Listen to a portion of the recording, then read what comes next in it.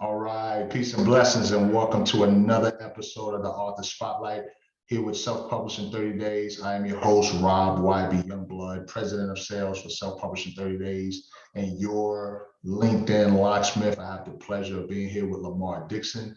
Lamar and I are Alpha brothers. I had the opportunity to connect with him through a common community, and found out that this brother is an author. And so I invited him to come on to the podcast so he could talk a lot about his book and the impact that his book is making. Welcome to the Author Spotlight, Lamar. Thank you, Brother Youngblood. I definitely appreciate the invite and the chance to have a conversation with you. Absolutely, absolutely. Yeah, I wanted to make sure I reached out to more of the Alpha brothers, nothing against the other Divine Nine, but Alpha's like we like to lead, what I'm saying? We take things right. first. So, but before we get into your book, Brother Dixon, talk a little bit about who you are and your personal background, where you're from originally, and just a little bit about your backstory. Well, I'm originally from Flint, Michigan. Born and had raised half my life there, and then my family moved to Nashville, Tennessee, where I continued my schooling, graduated from high school and college here. Then I moved to Mississippi for a little while, and then moved back to Nashville. Currently working for Amazon as a program manager in workplace health and safety. Previous to that, I was working at Nissan as a engineering manager. Used to work there for almost 20 years. Decided that I needed to change of pace in the industry. So moved over to Amazon and haven't looked back yet. So it's doing very well. I love it. Yeah, we talk a lot about Amazon, especially with those who become self-published authors. Most people want to go the Amazon route, and which is nothing wrong with that. However, one of the things that we encourage our self-published authors to do is to not only have their presence on Amazon, but make sure they have their own private URL and landing page where they can promote their book. So you made quite a few transitions. Talk a little bit about what got you started as an author. Like what prompted you to put your book out there, and then tell us a little bit about your book. Yeah, so the current book that I have right now is called Londyn's Choices. It's co-authored with my daughter. She's 6 years old now. And the reason why I decided to write that particular book, or we decided to write the book, is because for those who have children, they teach you so much. And in that process of her teaching me and learning how to be a father to her, and then reflecting back on how I was taught as a child, it helped me understand that I needed to write something down on paper to help us as we continue to grow, but also help others who may also be needing some guidelines. Maybe the book is pretty much about just giving the child choices. Don't always just tell them what to do, tell them why you're doing it, or telling them, giving them a choice between A and B, so that way they can make up their own mind and develop their own situations where they can actually understand why they're making those choices and maybe even consequences that come behind those choices. Yeah, I like that. And so as a fellow father, what I'm saying, it's important that we have resources that we can not only share with our children, but with other children as well. That's right. What was that experience like, being able to co-author this book with your daughter? It was great.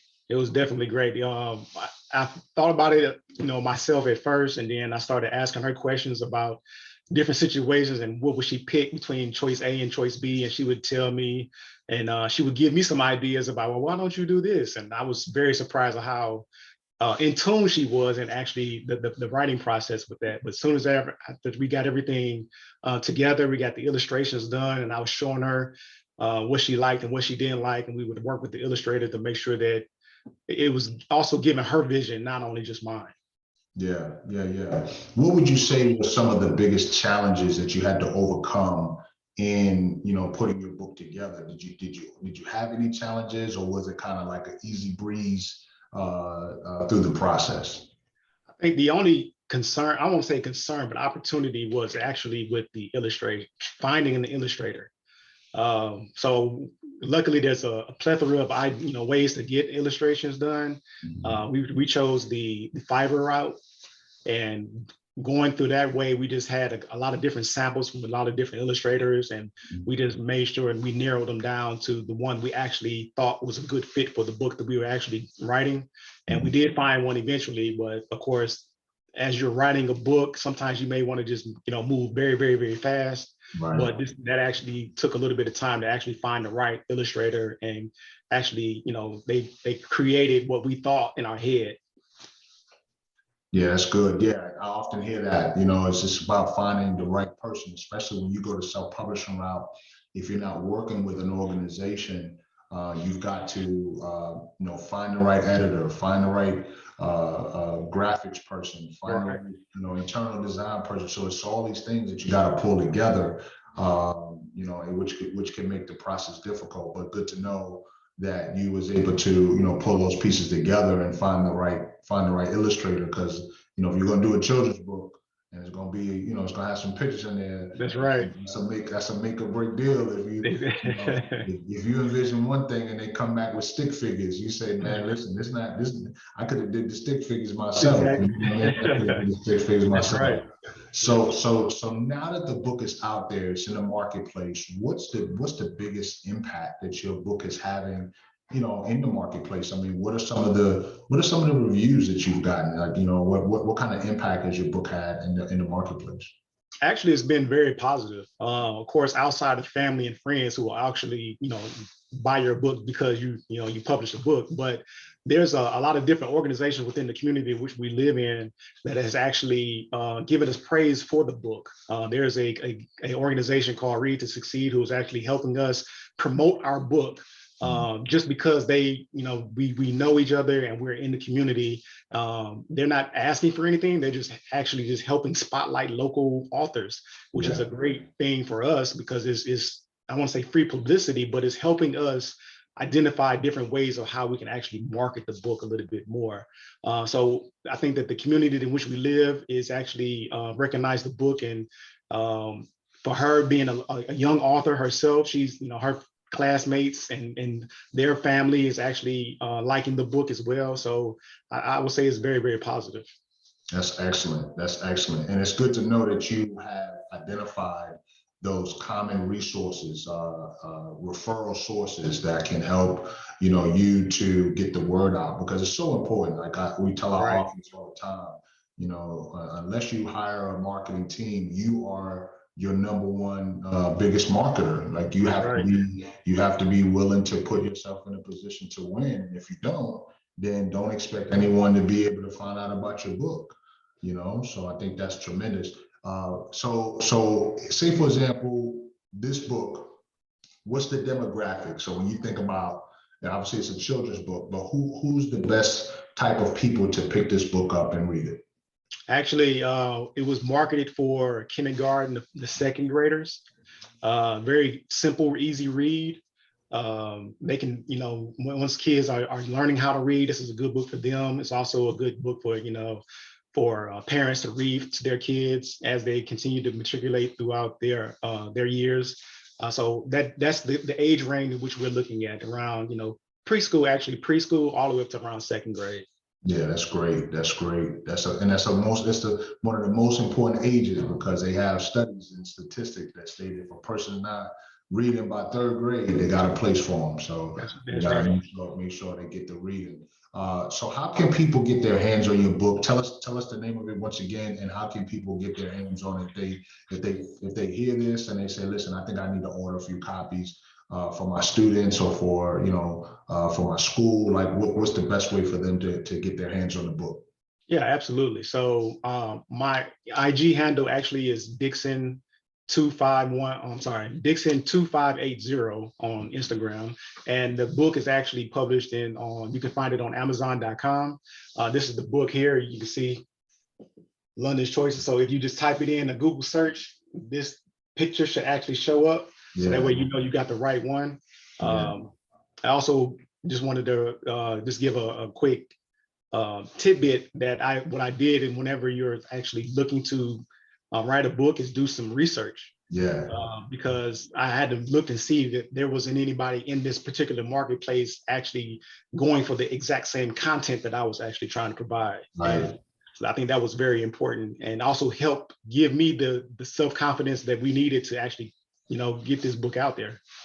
Yeah, no, that's good. I was actually going to touch on that. Like, what were some of the biggest lessons learned or final lessons learned? But it's good that you said that. Like, do your research and then really, really push yourself to make it happen. Because some people, people get hit with the imposter syndrome. Like, nobody's going to want to read it, or who's really going to want this. But what we have to realize is that if the idea gets placed in your spirit, it's there for a reason, you know what I mean? And so we have to be willing to put it out there, and it will only impact people if they know about it. So I think that's tremendous. So Londyn's Choice, definitely feel free to go out and support. I am so appreciative. I have two more questions for you. One is the curveball, and then I'll give you an opportunity to close it out for us. But say, for example, you get ready for your next book, whether it's you and your daughter or you doing a solo project.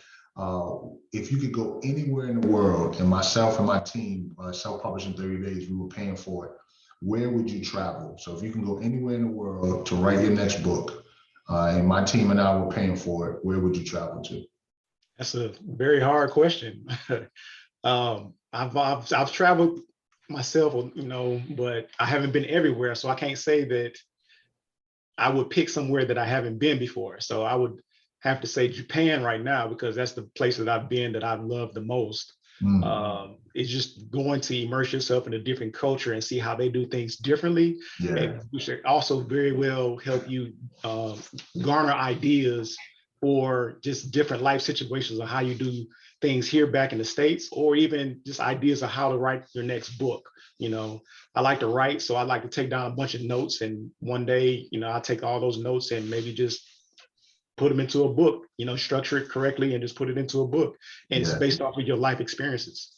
Yeah, I love that, man. So I asked that question of all the people that I've interviewed, and out of all of the interviews that I've done, I've not heard Japan yet. So you're the first person to mention Japan. So Brother Dixon, please tell us once again, how can people get access to your book? And then one or two last pieces of nuggets, anything that's on your heart that you would want the listeners to either know about you, know about your book, or just know about the process in general. Wrap us up.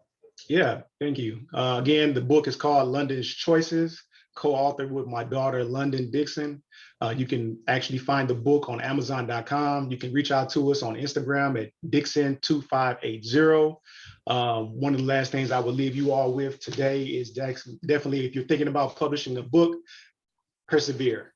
You might, come up with ideas, and you might not think that you're going the wrong way, but just keep persevering. As Brother Youngblood just stated, if it's in your spirit, then it's meant to be out there. You just got to keep pushing through it. Keep writing, keep reading, keep researching, ask questions, and get your stuff out there. I love it. I couldn't have said it any better myself. And for those of you who've been rocking with us for quite some time, you already know what I'm about to say. For those of you who are brand new to us, we say welcome.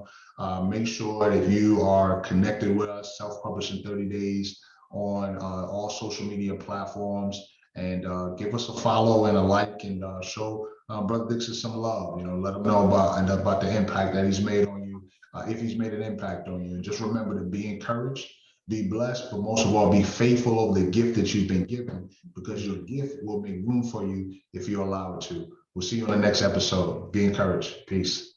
Thank you.